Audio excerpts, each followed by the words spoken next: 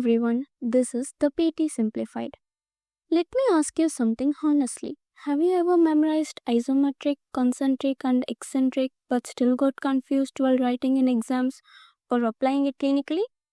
I'll explain muscle contraction in a way you'll never forget. Using clinical examples we actually see in physiotherapy. Let's simplify this. First, one basic rule. Muscles can only pull, they never push. Let's see what this rule means. A rope can pull a bucket up, but it cannot push the bucket away. Muscle behaves exactly like a rope. When activated, it tightens, it pulls bones together. It cannot expand or push bones apart.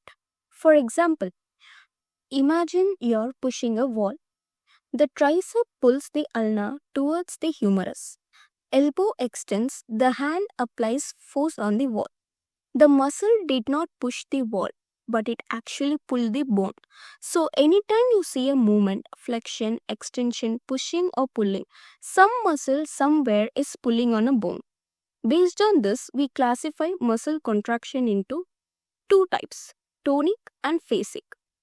And the phasic contractions are further divided into isometric and isotonic. Now let's see what does tonic contraction means. Even when you think you're relaxed, your muscles are not completely off. Postural muscles like paraspinalis, soleus, neck extensors are always slightly active. This low-level continuous contraction is called tonic contraction. This tonic activity is what we clinically refer to as a muscle tone. Because of this tonic contraction, we can maintain posture, joints stay stable, and we don't collapse while standing. In patients with upper motor neuron lesions, tone becomes abnormal, either increased or decreased, and posture is affected. Next one is phasic contraction. Phasic contraction is what causes movement. There are two main types, isometric and isotonic. Let's break this properly. Isometric contraction means the muscle is active.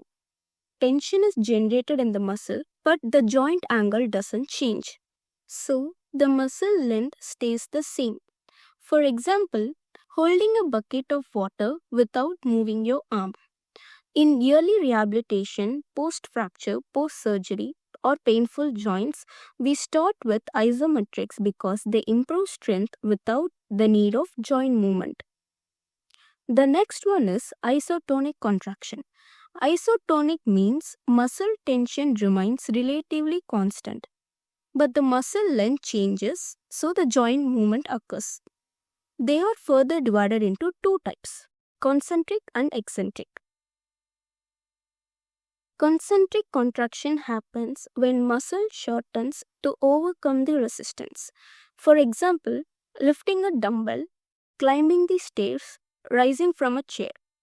In patients with weakness, concentric movements are often difficult, like rising from the bed, stair climbing, and lifting up the objects.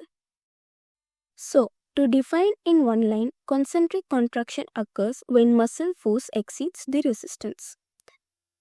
Now comes the most misunderstood but most important contraction, which is eccentric contraction. It occurs when muscle is active but it lengthens because the external resistance, usually gravity, is greater than the muscle force. For example, lowering a dumbbell slowly, your muscle is working, not relaxing. While walking downstairs, the quadriceps work eccentrically to control knee flexion. Without eccentric control, the patient may collapse. Now here there is a fun fact. Eccentric contraction can produce more force with less energy. That's why DOMS happens more after eccentric exercises. So, to define in one line, eccentric contraction controls movement against gravity. Here is the comparison table. If you remember only this table, you'll never mix them up again. In real patients, movements are not isolated. For example, in walking, hip flexors goes for concentric contraction, extensors goes for eccentric contraction, and the trunk muscles act as tonic or isometric muscles. That's why understanding contraction types improves exercise prescription. Now here's a challenge. Next time you walk, sit or lift something, try identifying which muscle is doing which type of contraction. If this video made muscle contraction clearer than textbooks, like, share it with your batchmates. And if you want to see more physio contents in simplified manner, don't forget to subscribe.